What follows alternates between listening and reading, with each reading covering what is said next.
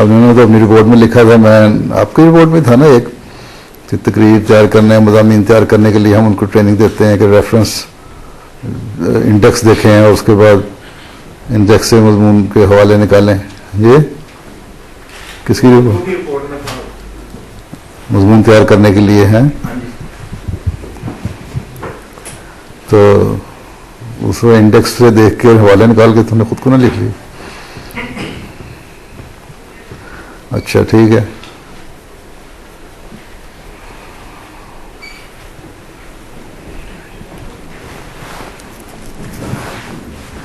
کتنے میں لوگوں کو ٹریننگ دے دی ہے بچوں کو اپنے اس طرح دیکھنے کی؟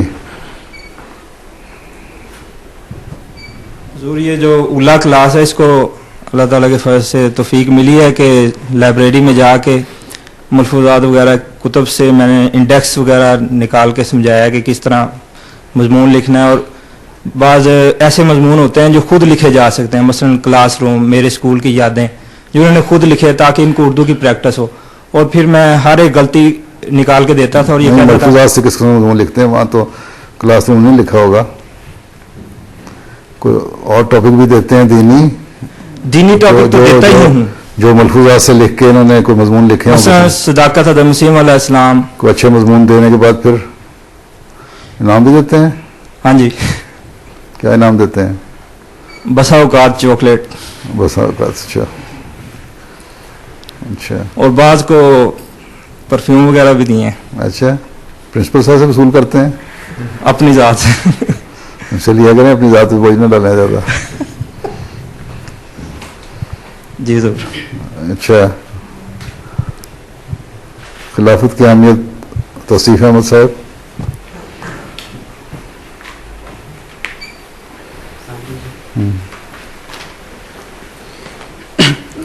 اشہد ان لا الہ الا اللہ وحدہ لا شریک لہ واشہد ان محمدا عبدہ ورسولہ. اما بعد فاعوذ باللہ من الشیطان الرجیم. بسم اللہ الرحمن الرحیم. پیارے حضور اور عزیز دوستو, السلام علیکم ورحمۃ اللہ وبرکاتہ. میری تقریر کا عنوان ہے خلافت کی اہمیت اور برکات. اللہ تعالیٰ خلافت کا مضمون قرآن کریم میں بیان کرتے ہوئے فرماتا ہے وعد اللہ الذین آمنوا منکم وعملوا الصالحات لیستخلفنہم فی الارض کما استخلف الذین من قبلہم وليمكنن لهم دینہم الذی ارتضی لهم وليبدلنہم من بعد خوفہم امنا یعبدوننی لا یشرکون بی شیئا ومن کفر بعد ذلک فاولئک هم الفاسقون.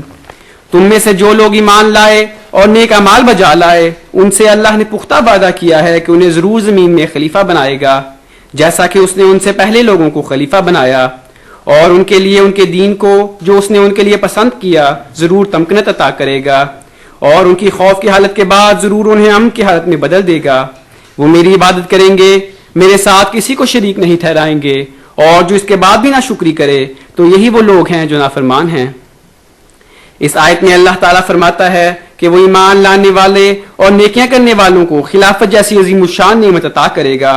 خدا تعالیٰ فرماتا ہے لا یستخلفنہم فی الارض, کہ وہ یعنی اللہ ہی خلیفہ بنائے گا. اس سے ظاہر ہوتا ہے کہ خلیفہ بنانا کسی انسان کا کام نہیں, اور جس کو خدا خلیفہ بنا دے اسے ہٹانا کسی انسان کے بس کی بات نہیں, کیونکہ اس کے ذریعے خدا تعالیٰ کا نور دنیا میں ظاہر ہوتا ہے, دین کو مضبوطی حاصل ہوتی ہے, خوفوں کو امن میں بدل دیا جاتا ہے, اور دنیا میں توحید کا قیام اور شرک کا کلا کما ہوتا ہے. حضرت مصلح موعود رضی اللہ تعالیٰ عنہ اس آیت کی تفسیر کرتے ہوئے فرماتے ہیں اس آیت میں مسلمانوں کی قسمت کا آخری فیصلہ کیا گیا ہے, اور ان سے یہ وعدہ کیا گیا ہے کہ اگر وہ خلافت کے قائل رہے اور اس غرض کے لیے مناسب کوشش اور جد و جہد بھی کرتے رہے تو جس طرح پہلی قوموں میں خدا تعالیٰ نے خلافت قائم کی اسی طرح ان کے اندر بھی خدا تعالیٰ خلافت کو قائم کرے گا, اور خلافت کے ذریعے سے ان کو ان کے دین پر قائم فرمائے گا جو خدا نے ان کے لیے پسند کیا, اور اس دین کی جڑیں مضبوط بنا دے گا, اور خوف کے بعد امن کی حالت ان پر لے آئے گا, جس کے نتیجے میں وہ خدا واحد کے پرستار بنے رہیں گے اور شرک نہیں کریں گے.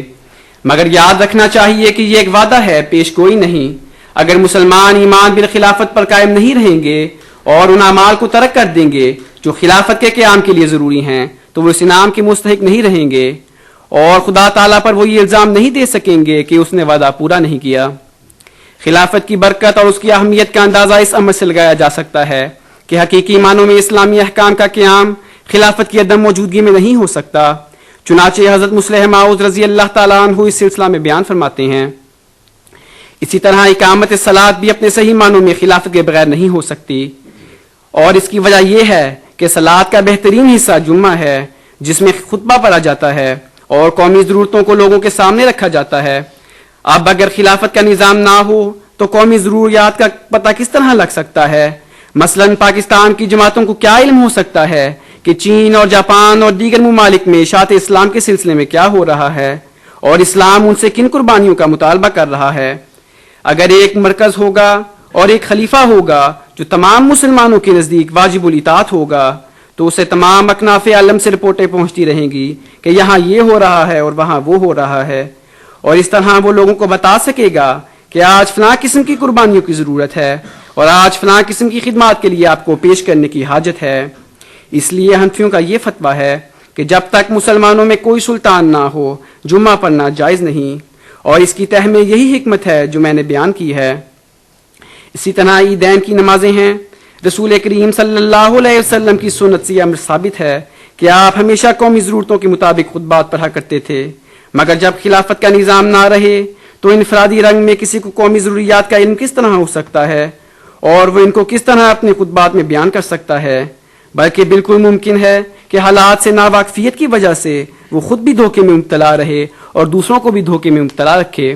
مزید فرمایا، زکوٰۃ کی ادائیگی بھی خلافت کے بغیر نہیں ہو سکتی، چنانچہ دیکھ لو رسول کریم صلی اللہ علیہ وسلم کے زمانے میں زکوٰۃ کے حصول کا باقاعدہ انتظام تھا، پھر جب آپ کی وفات ہو گئی اور حضرت ابو بکر رضی اللہ تعالیٰ عنہ خلیفہ ہو گئے تو اہل عرب کے کثیر حصے نے زکوٰۃ دینے سے انکار کر دیا اور کہا کہ یہ حکم صرف رسول اللہ صلی اللہ علیہ وسلم کے لیے مخصوص تھا، بعد کے خلفاء کے لیے نہیں۔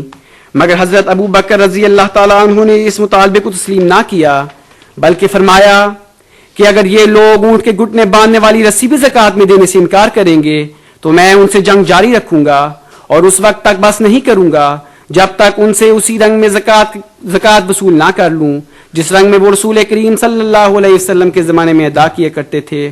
چنانچہ آپ اس مہم میں کامیاب ہوئے اور زکوٰۃ کا نظام پھر جاری ہو گیا جو بعد کے خلفاء کے زمانے میں بھی جاری رہا، مگر جب سے خلافت جاتی رہی مسلمانوں میں زکوٰۃ کی وصولی کا بھی کوئی انتظام نہ رہا، اور یہی اللہ تعالیٰ نے اس آیت میں کہا تھا کہ اگر خلافت کا نظام نہ ہو تو مسلمانوں میں زکوٰۃ کے حکم پر عمل نہیں کر سکتے، اور اس کی وجہ یہ ہے کہ زکوٰۃ جیسا کہ اسلامی تعلیم کا منشا ہے امراء سے لی جاتی ہے اور ایک نظام کے ماتحت غرباء کی ضروریات پر خرچ کی جاتی ہے۔ اب ایسا وہیں ہو سکتا ہے جہاں ایک باقاعدہ نظام ہو۔ اکیلا آدمی اگر چند غرباء میں زکوٰۃ کا روپیہ تقسیم بھی کر دے تو اس کے وہ خوشگوار نتائج کہاں نکل سکتے ہیں جو اس صورت میں نکل سکتے ہیں جبکہ زکوٰۃ ساری جماعت سے وصول کی جائے اور ساری جماعت کے غرباء میں تقسیم کی جائے۔ خلافت کی برکات میں سے ایک بہت بڑی برکت یہ بھی ہے کہ خلافت کے ذریعے جماعت مومنین کے خوفوں کو امن میں تبدیل کر دیا جاتا ہے۔ چنانچہ اگر ہم جماعت احمدیہ کی تاریخ پر غور کریں تو یہ امر روز روشن کی طرح یہاں ہو جاتا ہے کہ جب بھی مخالفت کی آندیاں جماعت احمدیہ پر چلیں تو خدا تعالیٰ نے محض اپنے فضل و کرم سے اور خلافت کی برکت سے انہیں ناکام و نامراد کر دیا۔ چنانچہ 1953 کی تحریک ہو یا 1974 کے فسادات یا 1984 کا آرڈیننس ہو، دشمن اپنی شرارتوں کے ذریعے جو نتیجہ بھی نکالنا چاہتا تھا وہ اس میں ہر طرح ناکام و نامراد رہا، اور جماعت احمدیہ خلافت کے زیر سایہ منزلوں پر منزلیں طے کرتی چلی گئی، اور خدا تعالیٰ نے اپنے وعدے وَلَا يُبَدِّلَنَّهُم مِّن بَعْدِ خَوْفِهِمْ أَمْنًا کو پورا کرنے کا زبردست عملی ثبوت دیا۔ خلافت کی ایک اور بہت بڑی برکت یہ ہے کہ اس کے ذریعے سے عالمی وحدت اور جماعت بندی کا قیام ہوتا ہے۔ حضرت خلیفۃ المسیح رابع رحم اللہ تعالیٰ بیان فرماتے ہیں، جماعت احمدیہ ایک ہی جماعت ہے جو 140 ممالک میں منتشر پھیلی ہوئی ہونے کے باوجود پھر بھی ایک جمعیت رکھتی ہے